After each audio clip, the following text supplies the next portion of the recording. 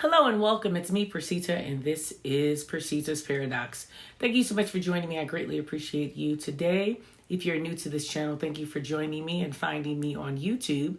And if you are a OG original subscriber who's been with me from the beginning, thank you so much as always for your continued support.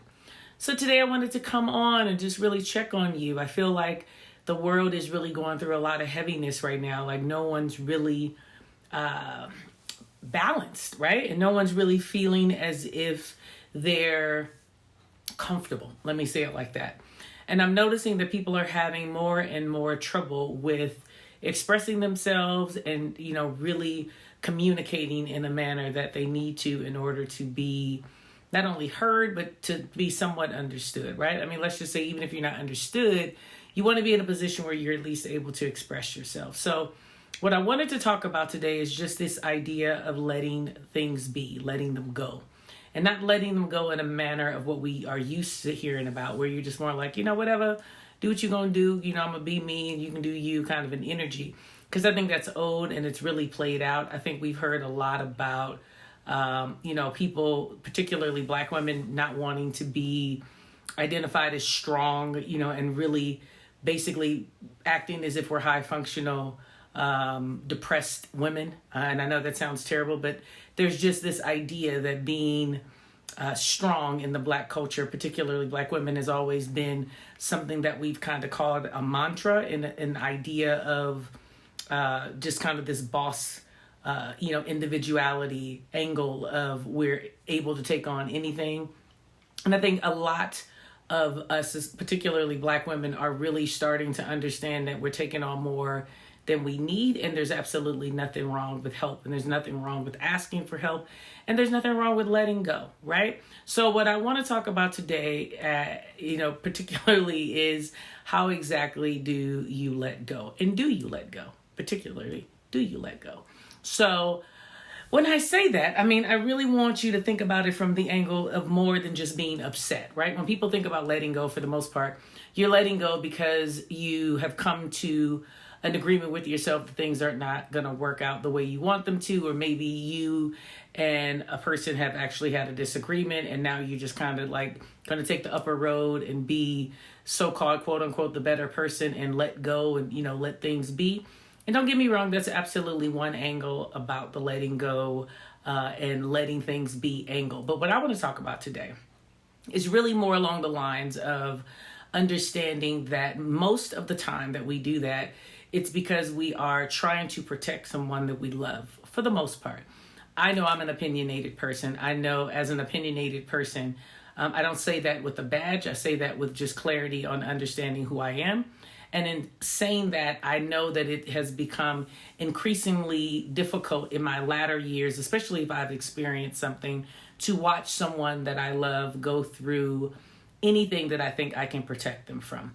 And I've gotten to a place where I've started to comprehend that a lot of what I've tried to do to protect people has been misread by the individual as a know-it-all or a person who's trying to control them or something of the sort. And I've always tried to be able to communicate without being so one-sided, but I've noticed that when I listen back to myself, sometimes I realize it could sound very one-sided. And I work on that. I mean, I'm not able to sit and tell you like I've perfected it, but I've gotten to a place where I'm better at letting things be. So I wanted to talk to you today about how I actually came forth with the idea of just letting things go and letting things be. And the first thing that I really had to understand is that I really don't have to describe people to people. Meaning I'm learning that it's not really about trying to stop someone necessarily from falling, but really being more of the individual who can love you once you've fallen, meaning to be there when you need to be, held up or picked up or something of the sort. Now, don't get me wrong. That's not, again, because that could come off as a know-it-all statement. So it's not really me saying that if you don't do it my way, you're going to fall. It's me saying that if you fall, which is what I'm trying to prevent you from doing, it's okay for you to fall because it was your choice. And I say that because a lot of the times that I would think that I'm really protecting someone, I had to understand that they were a willing participant. And, a lot of people say, well, how do you know that they're willing? Maybe they don't know. Well, here's the funny part. typically when you listen to someone, their mouth speaks what their heart's desires are. Right. And most people say like, oh, well, that's not really true, girl, because so-and-so means well, that situation didn't read that way. I mean, it's something else. I'm going to tell you that I'm a big proponent of, I really follow the ideology, it's pretty much biblical, from a tree and its fruit pretty much have to be hand in hand. So if you're an apple tree, you can tell me that you're an apple tree, but if you're not producing apples, then I know you're not an apple tree, right? And when I think about your mouth, and I think about the idea of your mouth speaks what your heart's desires are, it gives me the idea of you really may want to be that, right? You may want to be what you're speaking, but you have to then know that your heart would then prevent you from doing anything that would harm or hurt someone or manipulate or lie or do something of the sort. So I can really pay attention to not only what you say, but I can check and see if what you say actually aligns with what you do. Now, I give you that as an analogy because the participant in particular, let's just say the person that you're trying to protect from said person who you feel like the words and the actions aren't lining up, they already know. Think about it. Half of the time that you literally try to help someone, they're telling you what you told them. So even if they didn't know, right? Think about the idea that they come to you telling you the exact information that you said. Like, oh, so-and-so lies so much. Or, I can't believe that I can't trust them. Or, it's really been crazy because their words don't mean anything. Or they don't really care. Now, if you catch what I just said, then you'd understand that they're a willing participant. Because you've told them, now they're telling themselves, and they're still there.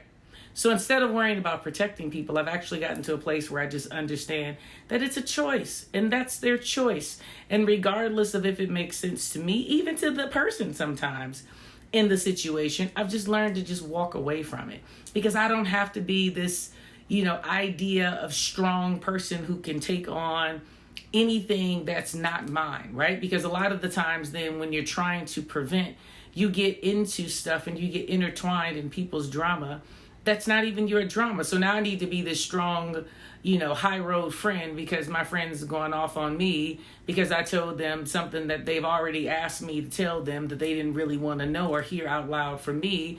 And now I need to be, super strong and able to handle all of my emotions. Well, I can't. And now that's what I mean when I say it from the top, that my culture in particular, Black women as a whole, if we speak up, we're too aggressive. And if we are too soft, then, we basically ask for it. So we've never been in a position where we could really be just feminine. I tell a man a lot of times that if a woman is not acting feminine, it's because she's not found the ability to be feminine with you. And sometimes they get offended. And sometimes they're like, what do you mean? No, that's just the way she is. And I'm like, no, you have to understand that if a person really is allowed to be what they want to be, they're typically that. Be it good or be it bad. So when you're learning to let things go, you're learning to allow people to flourish in whatever it is that they choose, be it good or bad. And that can be very complicated in life when you're really just trying to continuously protect people. So again, you don't have to defend your honor. You don't have to control.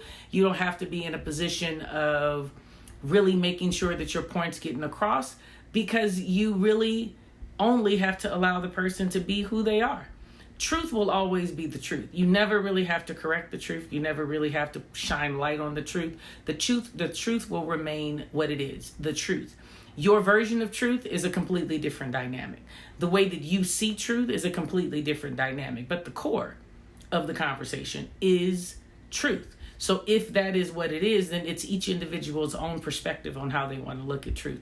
And it's taken me a very long time to get that through my head because I really wanted everyone's perspective to look like mine. Therefore, I wouldn't let it be, because until you would tell me that you saw it the way I saw it, then I didn't feel like you saw it. So I'm really learning that you can absolutely be in a space of still demanding a certain sense of level of respect for yourself. But you don't necessarily have to be in a place where you are conflictual in regards to the entire scenario. Meaning, if that scenario is going to continue and the person that you're trying to protect remains in the scenario you think they shouldn't be in, I've learned to just allow them to live their life. I've learned that I can't even demand anything from them other than a sense of respect. I think letting go becomes complicated when respect is convoluted. And it's always an interesting dynamic if you think about respect, because it falls into this level of each person feeling as if their respect is more important than the other. And I think true love, true compatibility, true ability to let things go and let them be is a commonality of this idea of how respect should be, and really coming to a understanding and a balance, so to speak, a compromise, so to speak, of what will work and what won't work. Because the irony of this situation is the person who's the culprit, who's really convoluting everything, never really gets involved. They really watch things do whatever they're going to do. Meaning if the relationships break or they do whatever, they're hopefully not doing in a negative way, the person that you're trying to protect the person from typically stands back and just allows for you and whoever you're trying to protect or love or, whatever it is, just kind of battle it out. You have to understand, the way I had to understand, that if it's a manipulation situation, if it's a lying situation, then there's absolutely nothing about the person that's going to tell the truth. Truth does not happen by happenstance for people who do not tell the truth.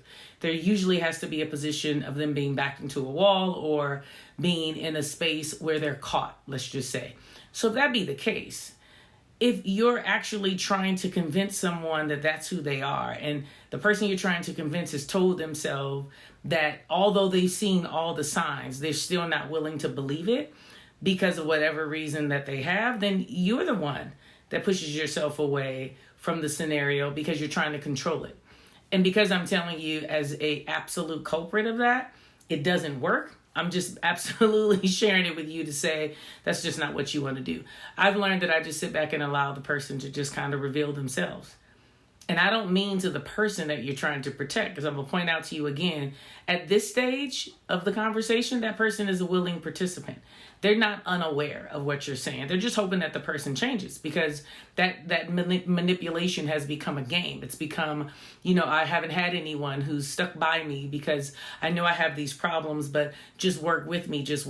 I mean, I could give you some really good, play-by-play conversations about that, but that's not what we're talking about today, so I'm going to deviate from that. But typically, the person that's doing it is even well aware of what they're doing, and they literally continuously ask for assistance, and then will use that information against you in order to say that you're not loving them because you won't stay with them. So understand that if you try to combat that, it's almost that old saying of if you try to be evil with evil or to evil, that you just kind of lose yourself and you lose out because you're not evil. So you're trying to be something that you're not against someone who actually is.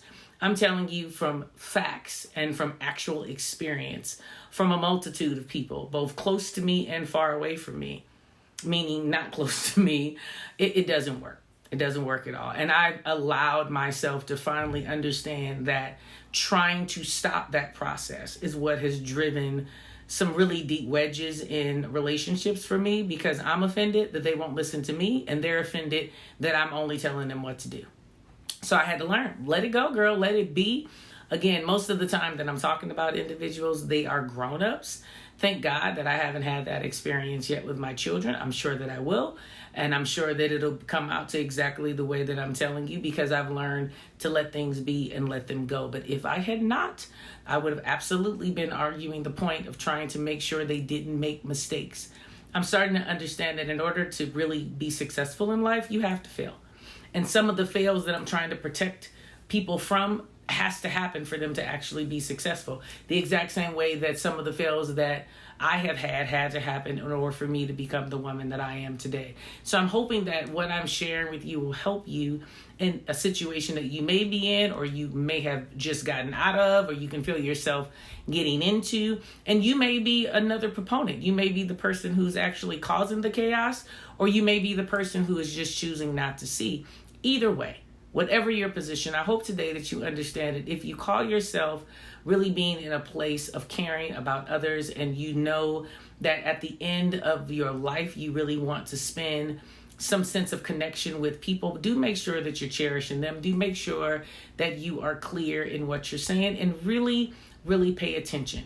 I think what really happens most is that you stop paying attention to what's happening because you're only listening to words and you're walking in fear of whatever it is that you don't want to deal with, from loneliness to just the discontent of feeling like you failed or you don't want to start over or whatever it is, ageism, whatever it is. You just have to understand that paying attention is your responsibility and you have to do it. So hopefully this absolutely works for someone. Sorry, something came into my eye.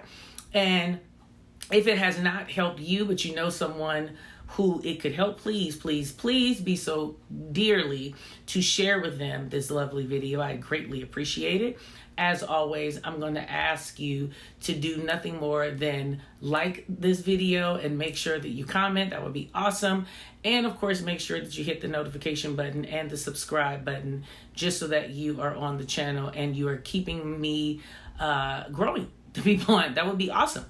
As always, I'm going to ask that you do those things, but before that you do those things, I'm going to ask that you do 3 additional things, and they are: live life authentic. You've been awesome. I greatly appreciate your support, your continued support.